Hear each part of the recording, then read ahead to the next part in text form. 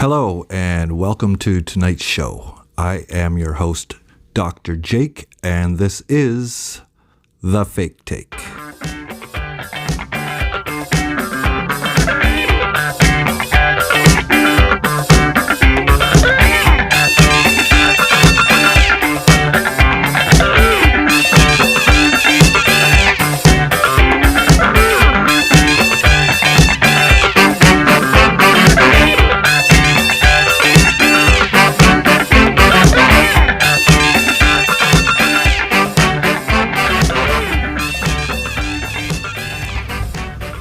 Tonight's show is brought to us courtesy of racism. That's right, we have a story in tonight's video courtesy of CTV, and I am going to read through that story and follow up on some questions and take a look at some of the comments that were posted along with this story. And you guys out there, take a listen, tell me what you think, and leave your comments down below. Hey, and remember, algorithms here on YouTube work better when you hit the buttons, like the like button, dislike button, the share, leaving comments, such things as that. Always helps our channel, and if you could do that, it would be greatly appreciated. So, without further ado, as they love to say, we're going to get right into tonight's show. So let's start off with the article that I had come up in my news feed on Facebook, and we'll take a look through that. I will give you some commentary as we go along with some questions that I have, and we'll take a look at some of the comments from the readers of this story on Facebook. That and more coming up right after this. So I'm going to switch over to my readers, because here on The Fake Take, you never know what's real and what's fake out there in the world today, and I'll get rid of the phony sunglasses. It's all for show.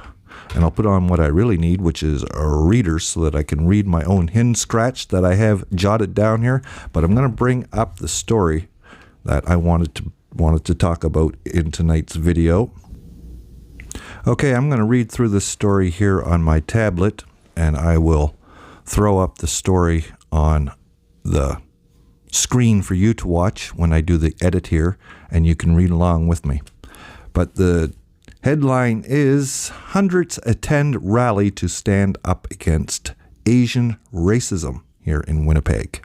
So the article starts, members of Winnipeg's Chinese community held a honkathon car rally Saturday at the Canadian Museum for Human Rights, that's here in downtown Winnipeg. The rally was in response to a recent shooting in Atlanta that targeted it, got a little too many stutters in there, Asian women. 3 massage parlors were targeted in the city, and 8 women died, including 6 Asian women. The article goes on to say, Jennifer Chen, who is the president of Women of Color Community Leadership Initiative, said it is important for the Asian community to stand up to racism. It's important for all communities to stand up to racism. In Canada, we've seen increasing numbers of violence and racism targeting the Asian community and Asian women, said Chen.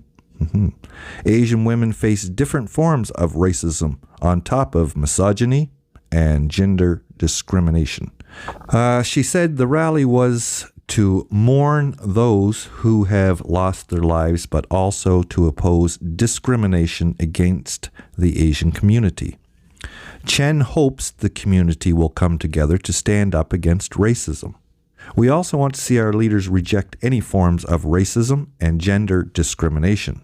And we are seeing people are coming together. We're seeing the community coming together to support us.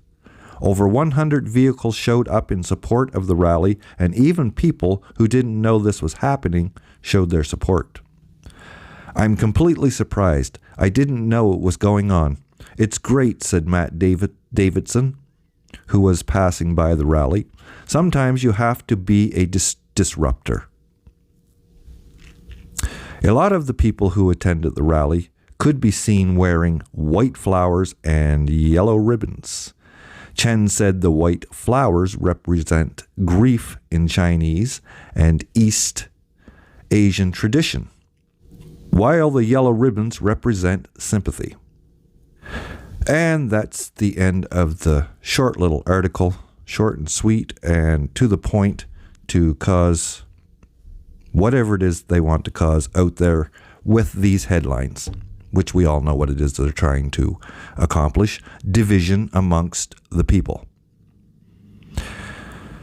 So anyway, I'm going to also take a look at some of the comments that they have down below this article, and we will also go over that. But we want, just to start with, some of the things in this article. It says we also want to see our leaders reject any form of discrimination. That's what we want to see, but the key word is we want to see it. We don't want their verbal diarrhea, their lip service, saying that they reject discrimination. Words are cheap, folks. Walk the talk or get the hell out. That's all we need. I don't need a leader up there, virtue signaling me. Just go out and be a leader. Do what's right. I don't need you out there writing speeches for things that really don't need to be said. It just needs to be acted out. And I think that for the last couple of generations, that kind of thing has been going rather well. Systemic racism is not a problem in our country here in Canada. It's not to the point where, it was boiling over into every race, every ethnic background, and we were having little civil wars and outbreaks of violence all over the country due to systemic racism. So the fact that they make these things stories in our mainstream media when there's really no evidence, statistics to support the claims that they're making, then we have to ask, what is it done for? Why do they make it an issue that needs to be reported on? They make it an issue to be reported upon so that it's an issue in our heads. And so we will act upon it. You see,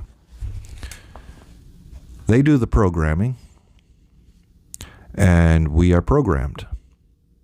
Not all of us, of course. Not all of us. But a good percentage.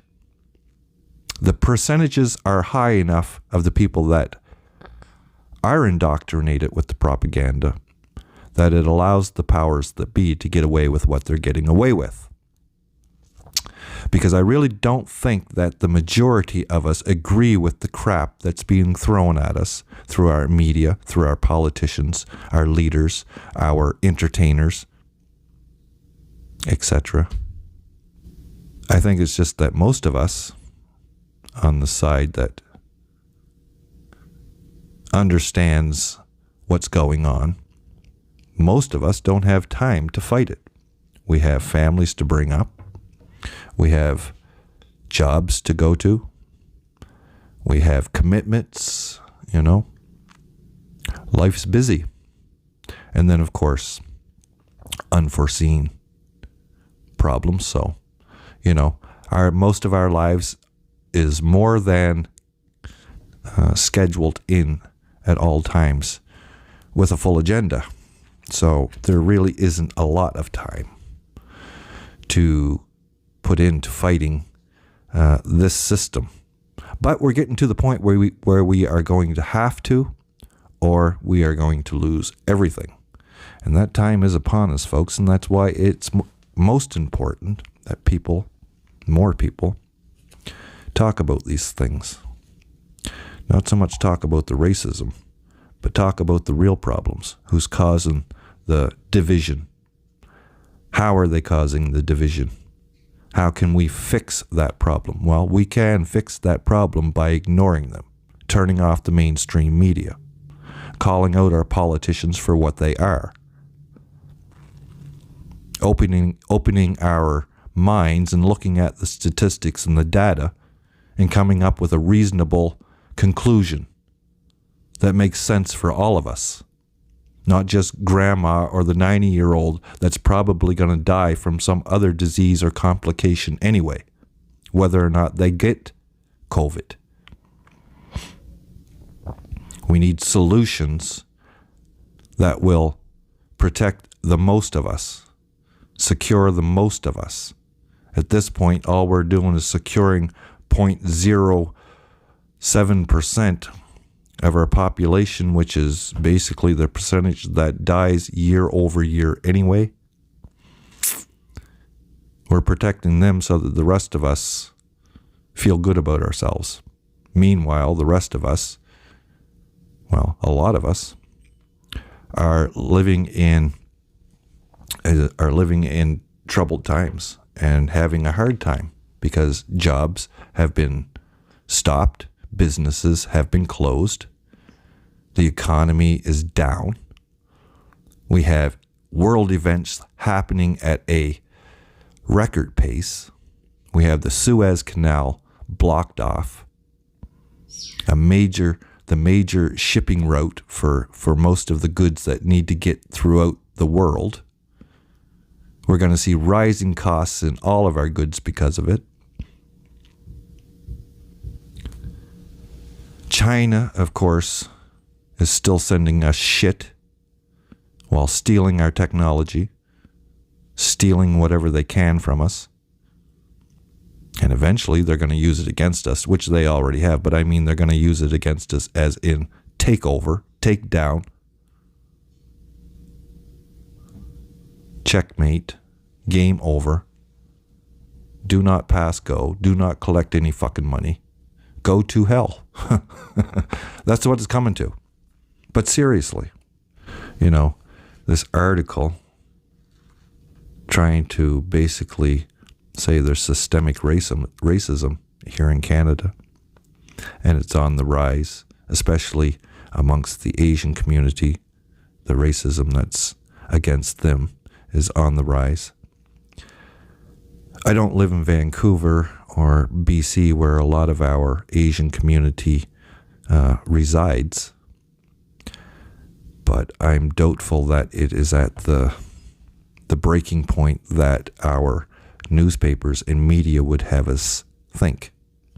And I certainly don't believe it's in the workplace. Said with all the rules, laws, and eyes, ears, and phone and cameras these days, it's pretty hard to get away with anything in the workplace. So, and I don't hear of news every day on some Asian woman being misogynized and discriminated against in the workplace. It's not rampant.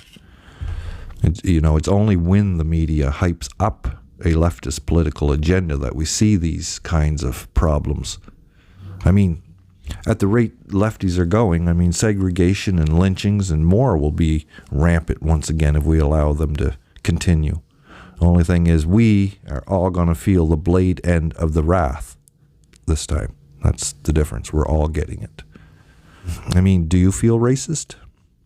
Hell, a lot of people bent the knee to BLM last summer. So what did you do? Or do that makes you feel racist and have to take a knee to BLM?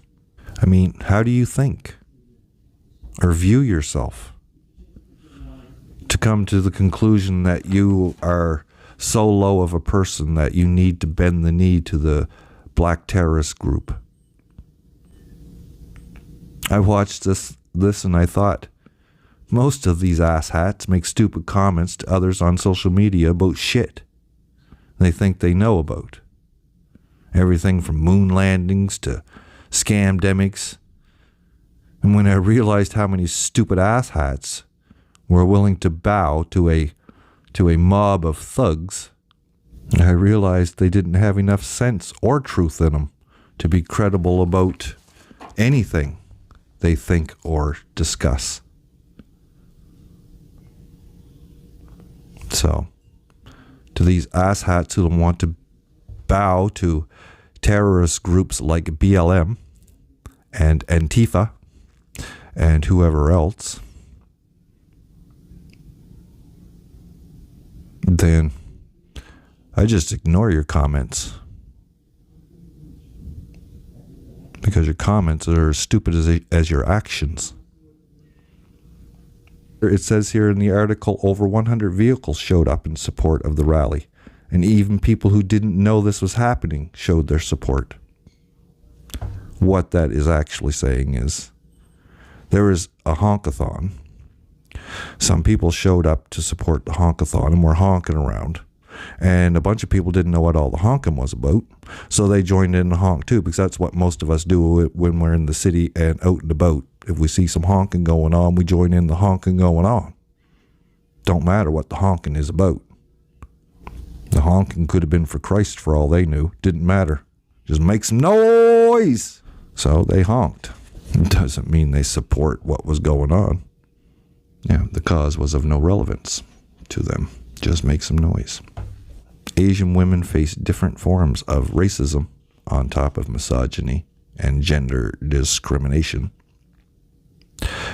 Really, in Canada, with all the laws and rules in the workplace and in our law books, not to mention eyes and ears and video everywhere, and men being ridiculed, demeaned, and made to take a back seat concerning women in every regard. I find it very hard to believe this is a big problem here in Canada. I mean, what next? Are we going to find out that we have sweatshops and slave labor children working in manufacturing plants throughout the country? Where's all of this discrimination at?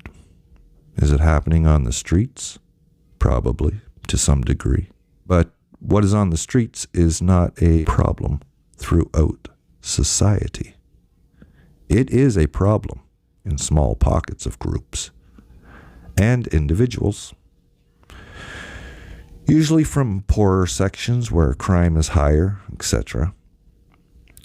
The criminal proportions or the criminal portions of our society that has a problem, and for a lot, they will remain where they are. Scum of society. Some of them.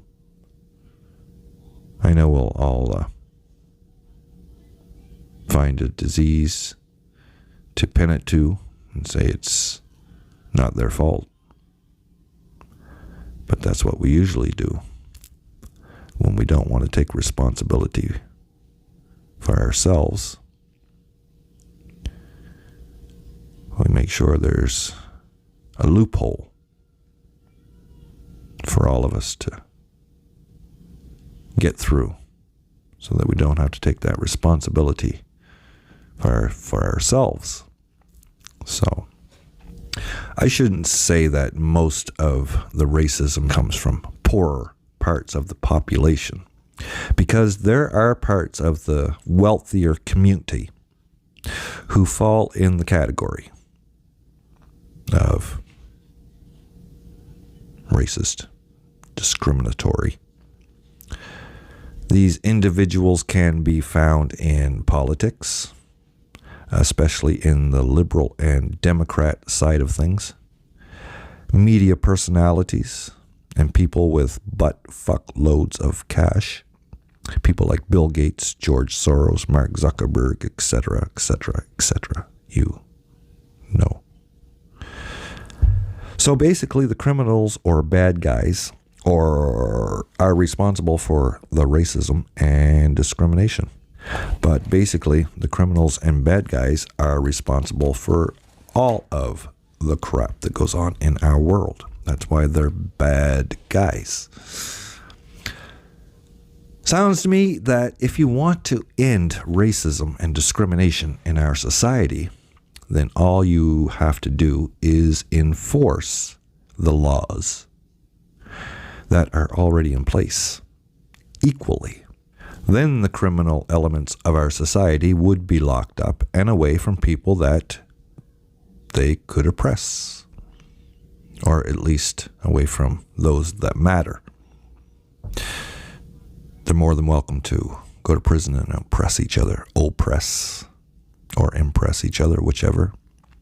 Besides, most leftists should appreciate a good prison, a gated community, 3 square free meals a day, clothing, shelter,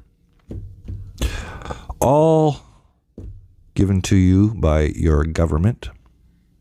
So there's some good old-fashioned socialism for you right there. You want your socialism, guys? Have at it. Fill up the prisons, and the rest of us will live in a free society. How about that? Then we move on to the comment section of this news article, and we do find some very interesting comments, as usual on most stories, videos, articles that I look at around the internet. The comment section is usually the best place and one of the first places I start. It's like, I think I'll eat my dessert first. So here we find a comment. The first comment I came across, Mike Anderson says, and I'm not sure if he was being serious or sarcastic, but with this remark, Mike says, First Nations people will stand with you.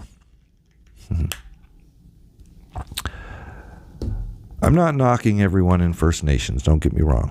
But since living in Winnipeg for the last 22 years, I've witnessed a lot of racism coming from the native population here. Coming from them.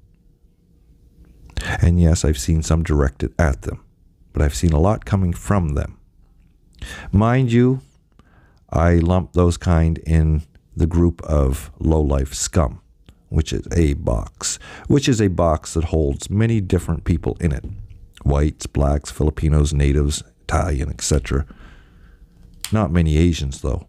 For the most part, they're pretty much well-adjusted folks, so. But any asshole will fit in that box, so that's what I'm saying. And here we have a comment from Corey Dziadek, or Zdiadek. Not sure how it's pronounced, but his comment says, when can we have an end to White Privilege Day? I'll support that. Where's the white privilege you speak of? I mean, the majority of us that you class as white do not experience white privilege. For the most part, we are in the struggle of life right along with the rest of you. No one gives me free stuff. I don't have a job that I don't deserve because I got it without being qualified. My creditors all want me to pay them. And if I don't, they sue me and gladly destroy my credit. Like most everyone else, I don't get to ride the bus for free. There's no special food set aside for me when I shop. I could go on, but you get the point. I suffer as much as the next guy, trying to make it through this mess that we call life. No one gets out alive. No one gets out unscathed. Rich, poor, black, white. I am, however, discriminated against by programs of quotas being implemented by our leaders. Programs that are actually minority privilege. Programs that jump blacks, natives, and other groups ahead of me in job promotions, educational programs that financially and academically enhance minorities, whether they legitimately deserve it or not. Groups of people brought to our own country and given food, shelter, and an income at my expense. Yes, my white ass is expected to pay taxes as well. No status card for me. Your right to my labor takes away my right to what I've rightfully earned. Every special right minorities are given takes a right from someone else. And you same people will scream equality. It's all about equality. You white men have more than we do. We don't want to have to do the responsible thing. That's the equality you want. The equality to do whatever you damn well please. Sit back and demand that the rest of us pay your way. I want equality too. Like most of us. I want the equality where you have to get off of your ass and chip in around here. How about the privilege to the political class's children and friends? How about we talk about where the real privilege is? I've never had privilege in my life. Nothing was given to me. Nothing was handed to me for nothing. I was expected to make my own way, earn my own living, my own keep. And only by the grace of some good friends and family was I able to make it through those tough times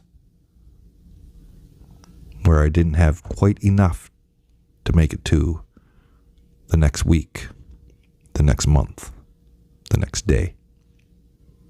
That's not privilege. That's just friends and family showing love for one another. And that's what we do in life. It's not privilege. Privilege is when you get special consideration because you're in some minority group or you're in some category. So don't talk to me about white privilege when my labor pays for some minority piece of shit to sit at home or pay his education.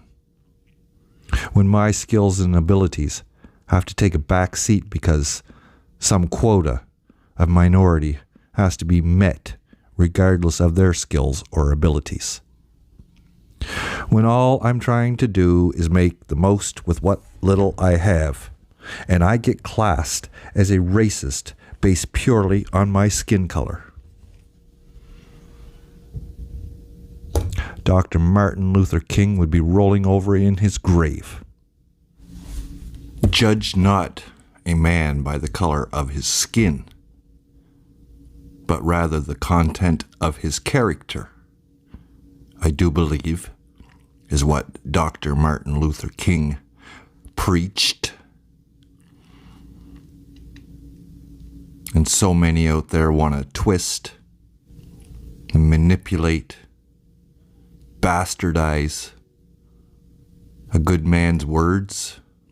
Those are perhaps the most important words that man ever spoke.